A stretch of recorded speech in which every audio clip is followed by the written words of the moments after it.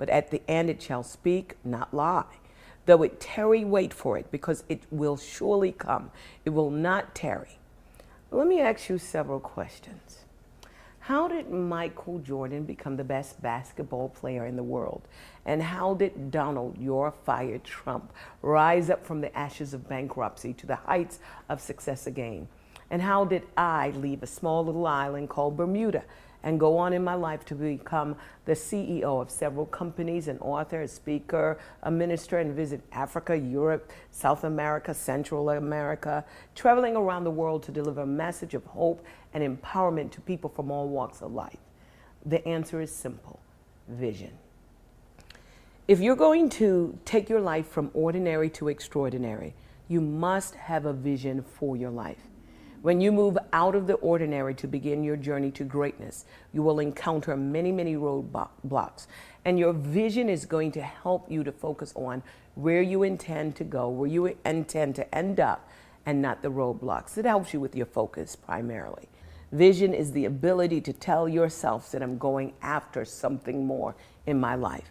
It is also knowing that this is God's way of gently nudging you to become something more, to do something more, something better, something greater. Solomon, one of the wisest men that ever existed, is quoted as saying, "Without a vision, people perish." One of the things I do know about vision is this: when you write a vision, this is going to give you more control. Your life will stop spiraling out of control. In fact, I guarantee you that if you would just take the time to go through the exercise that I'm about to give you, you will live your life beyond your wildest imagination. In fact, you're going to live the life that you deserve with an abundance of joy and health and success and prosperity.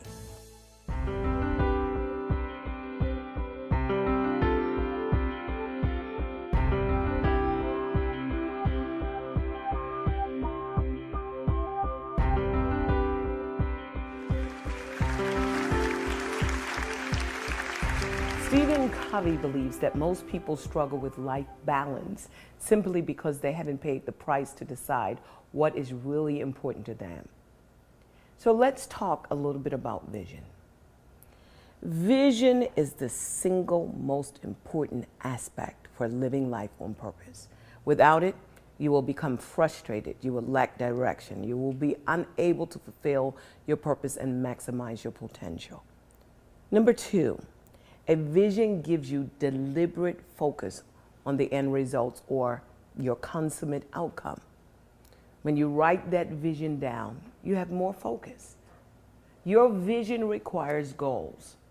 Here's the thing: never ever set goals which are not directly related to your vision. What does that do? It helps you to put yourself where you see yourself. If you cannot see it, you cannot have it. Your vision requires strategies. Why do we need to attach strategies to vision? Because when you move into a new realm or you have new opportunities, you don't want to use the same old strategies. And when you need new strategies, you're going to know that because the old ones are just no longer going to work. When you talk about strategies, your strategies have to be sharp, they got to be bold, they got to be focused, they got to be flexible, and they got to be specific. And this is why writing the vision is important. It helps everything to come back into divine alignment.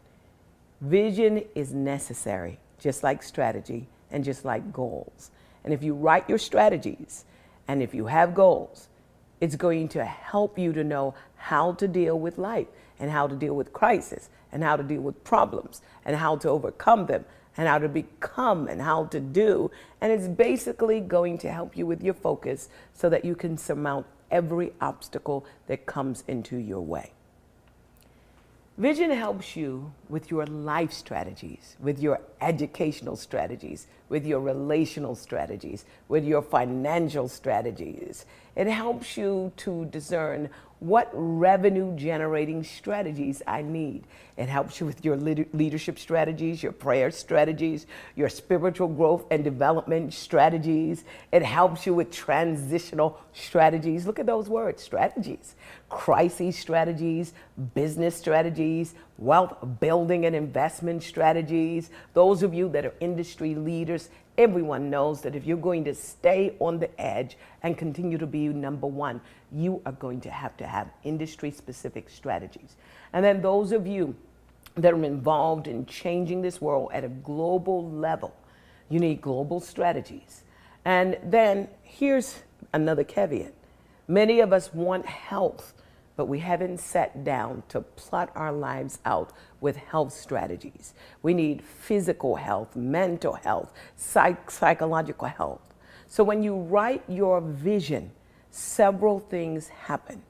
It brings you back to focusing on, what do I really want in life? Who do I want to do life with? You are able to then look at your family, whether it's immediate or extended, so that you can develop a strategy to keep your family together, to keep the dynamics, to heal anything that's going on that might have caused you to be offended. It gives you the ability for personal growth, development. You're able to look at your career and say, look, if I didn't have to make money, what would I attempt to do if I definitely knew that I could not fail? This is important, and I think what Robert Schuller said is so important. If you knew that you could not fail, what would you do? When you have a vision, you're able to deal with networks, either extending the platforms of your networks, you're able to deal with relationships, you're able to select the kind of recreation you want to get involved with so that you can renew the fun things that you like to do. And you're able to do it with specificities. When you write a vision, you're able to deal with your spiritual growth, your spiritual development. You're able to deal with worship, fellowship, your spiritual needs. Writing a vision is so important because without vision, without action, without a dream, you're living a life of drudgery. Vision without action, therefore, is a dream that never can come to pass. Action without vision is simply passing time. Vision is making a positive difference. And this is what Joel Barker said. I love this particular quote. It's a quote from someone that should have made the quote anyway. She said, the greatest tragedies in life are people who have sight but no vision. How apropos for Helen Keller to challenge us about having vision. When we talk about vision, Habakkuk was given an instruction from God. He said, write it. You should be able to write a personal vision, a vision that will give you a clear point of reference for your life, for your ministry, for your marriage, for your career, for your calling. And if you're going to write a vision, there are 4 P's for writing a vision. P number 1, it should be written personally.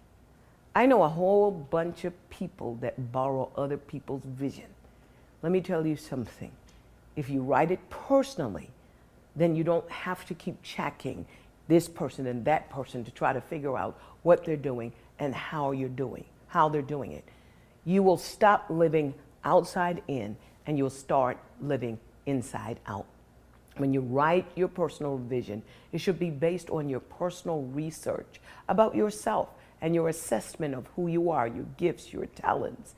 These are the main things that motivate me and bring joy to me and satisfaction to me because I basically know what I'm called to do. I don't have to check with what anyone else is doing, no matter whether or not they are doing something similar.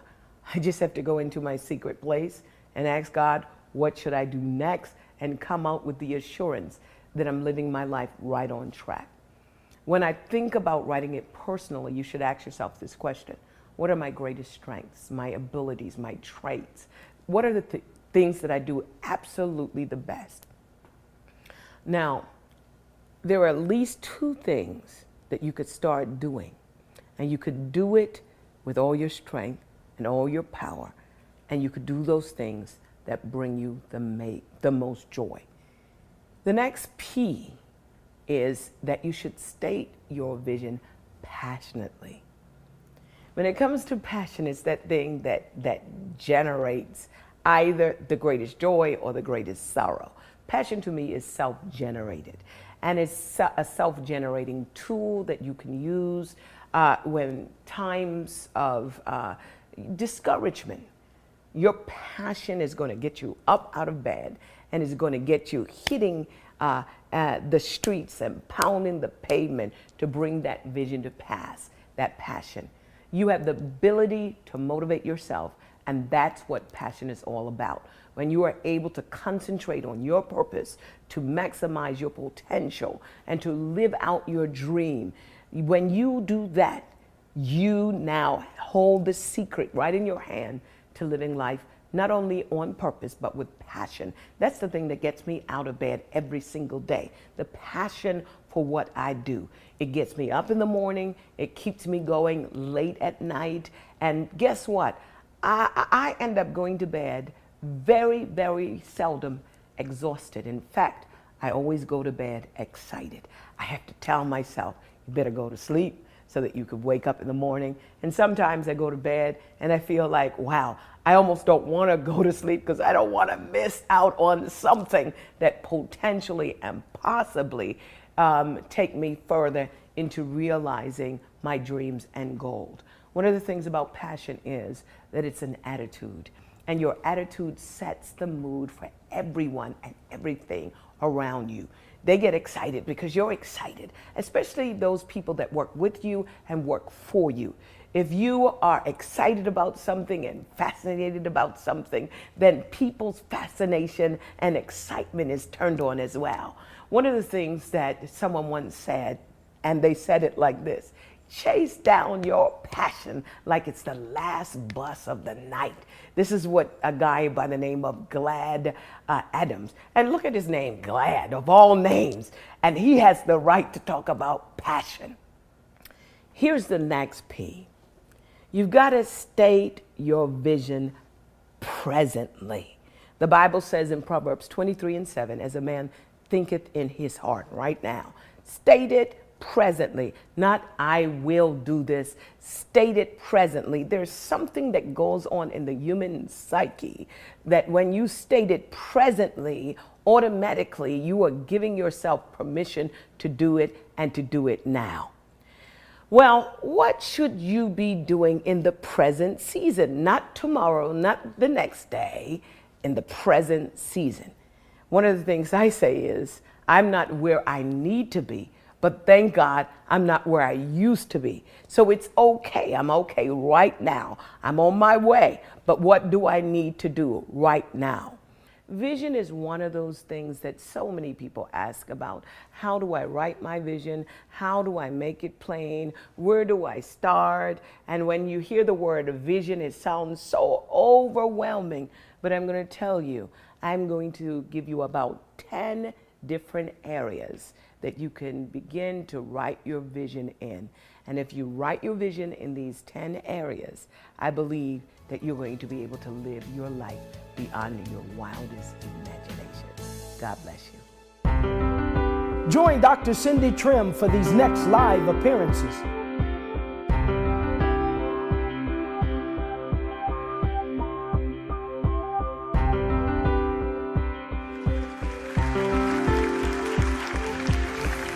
Welcome back. There are 10 areas that you have to be able to write a vision in. When we talk about vision, people usually get overwhelmed because they're thinking, oh my goodness, there's so much for me to think about. But I'm going to make it very, very simple for you. Remember one of the things that Helen Keller said, the greatest tragedies in life are people who have sight but not vision. So here are the areas that I want you to begin to write the vision. Area number 1. What do I want to do with the rest of my life?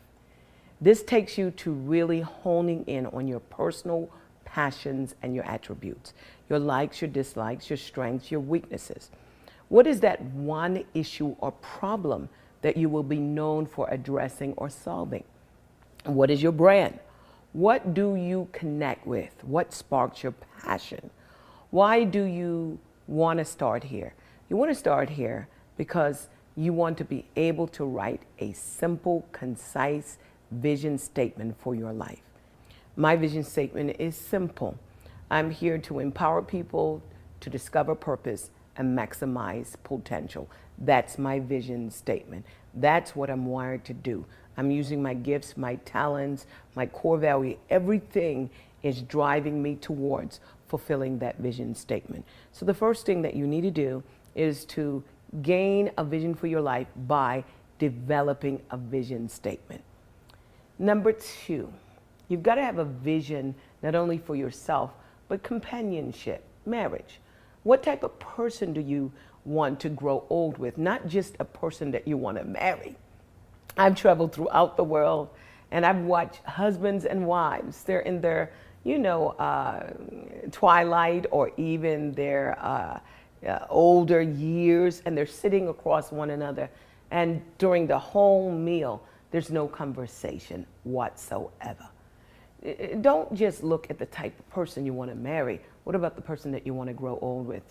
If you have children, there will come a time when you have empty nest.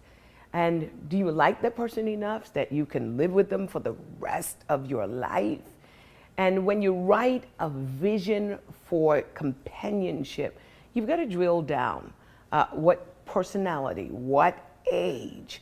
Are you interested in a multicultural kind of exchange, or do you want to marry someone who has a different background? You've got to be specific about companionship. Those of you that are single, then you need to throw into the scenario. When do you want to be married? Where do you want to be married? You want to throw in specificities. What does he look like? And don't be shallow. Don't say tall, dark, and handsome. One day, things that are pointing north is going to end up moving towards the south. I mean, it's gravity. So you want someone not just with a beautiful face and a beautiful body. What about attracting someone that has a beautiful soul? Be specific about companionship, the person that you want to spend the rest of your life with. Number three, you got to write a vision for your family. This is immediate and extended as well. One of the things that is so important is this, that when you marry and when you establish your own family, what kind of family traditions will you have? What about your family religion? My family religion is Christianity. What about your family values, your family heritage, and your family legacy? What do you want to leave behind for the next generation? And this is all a part of writing a vision for your life. Let's go to the fourth element.